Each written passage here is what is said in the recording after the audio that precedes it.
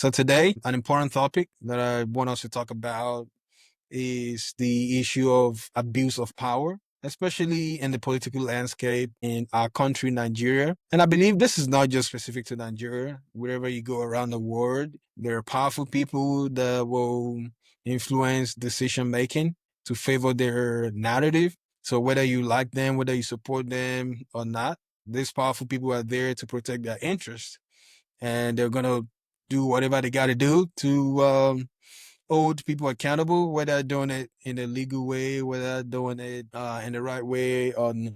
Lately, we've seen so many issues in Nigeria where the powerful elite have decided to take a stand. I mean, there's no one that is saying if you're being defamed, you shouldn't, pursue the right legal action to fight the people that are defaming you, defaming all the work you've put in the past to be where you are today. But the concern that I have with this is leaders not fighting the right way. And we saw in the case of Afe Babalola, allegedly, this man, Mr. Dele Farotimi, was picked up from Lagos. He found himself in court in Ado Ekiti, Nigeria, and the case, went viral. So I believe that when a person is defamed, the person has the right, the legal right, to go to the proper channel and not use the backside to try to fight back. What do you think? Yeah, I completely agree with you that when people feel defamed or feel that somebody is maligning their character or trying to cast aspersion on their work, that they should follow the proper channel. Or you and I know that it's Nigeria. While it's not peculiar to Nigeria, but we know what goes on in Nigeria. If you're a Nigerian, you know exactly what goes on.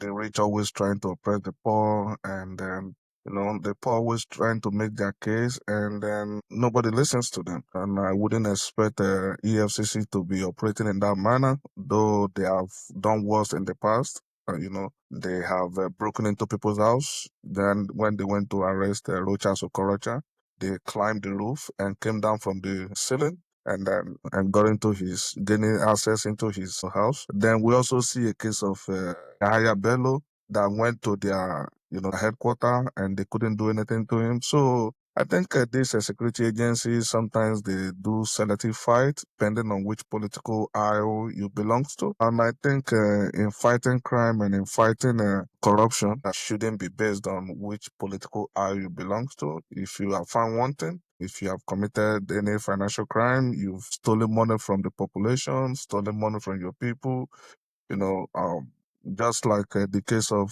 former NNPC boss. Allegedly, they said they found almost 80 billion in his account. So if you are found wanting like that, regardless of your political affiliation, I think the security, agency should come after you.